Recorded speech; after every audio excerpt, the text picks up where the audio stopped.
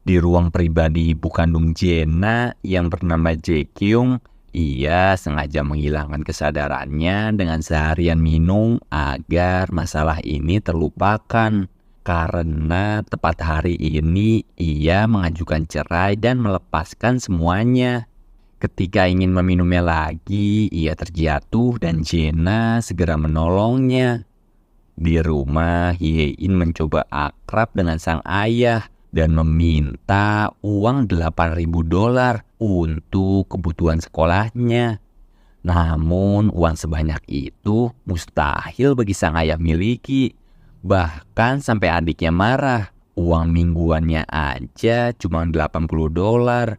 Kakaknya malah minta uang segitu banyak. Diriku yang sudah ditagih oleh Neon untuk membayar bulan depan diancam kalau nggak dapat uang itu, ia akan melaporkan ke ibunya. Sambil melihat gaun penuh noda, Hye menyesal udah datang ke pesta semalam. Padahal semalam banyak yang memuji diriku dengan gaun itu. Namun masalah datang ketika Hye memegang minuman. Teman dari Baek Jenna yang datang dan mengulurkan bantuan, ternyata ia malah melepasnya dengan sengaja. Dan saat Jenna datang menghampiri Hye, ia dengan sengaja pula menumpahkan minumannya tepat di gaunku. Terdiam menahan emosi, Hye kesal dan ingin menghajarnya. Tapi diriku malah diusir oleh security. Jenna berucap kalau semestinya kamu tidak perlu datang ke sini. Jangan anggap setelah kamu berpacaran dengan Doyeon, statusmu bisa berubah.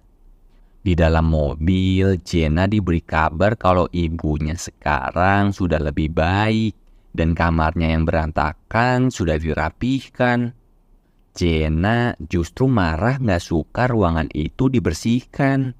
Karena semuanya itu harus pada tempatnya. Kalau tidak, berarti sikapnya sudah lancang.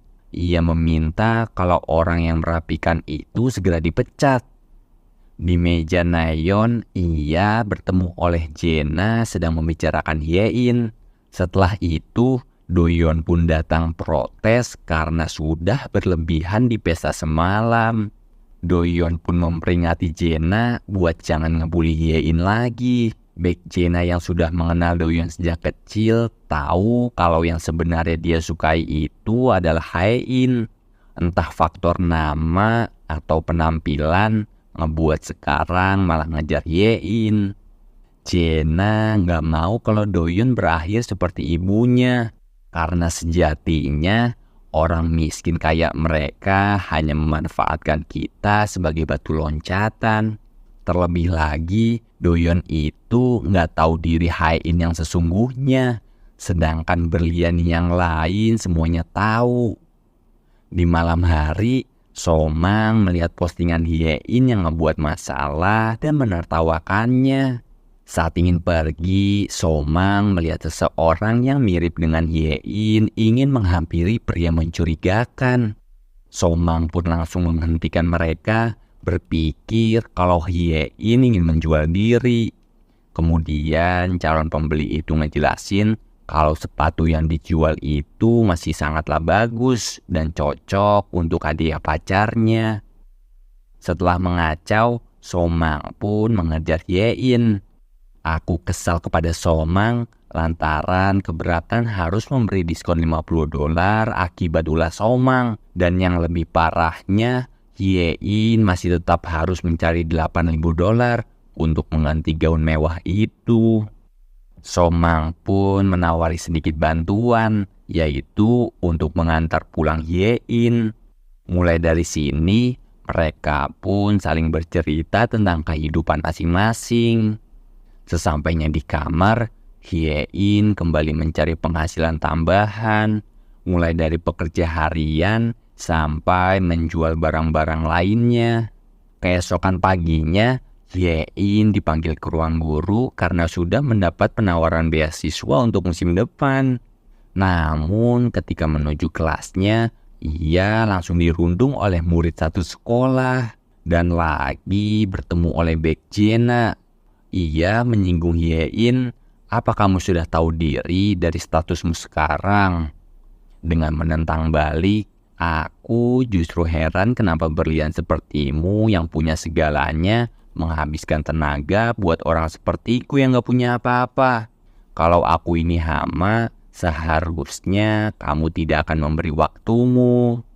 Emosi semakin jadi, Jena pun muak dan mengancam Hyein agar segera keluar dari sekolah ini, tapi dengan biaya yang sepadan. Jena pun beri penawaran dengan tenggat waktu seminggu.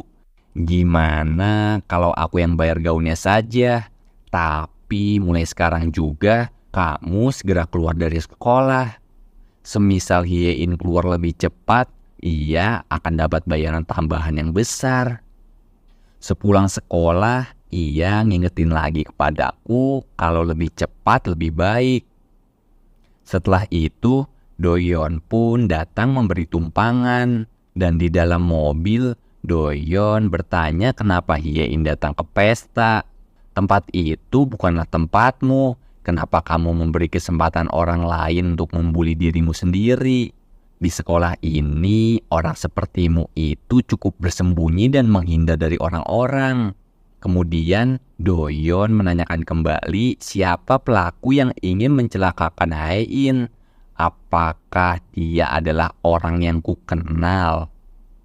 Dengan nada rendahnya, ia menambahkan syaratnya lagi.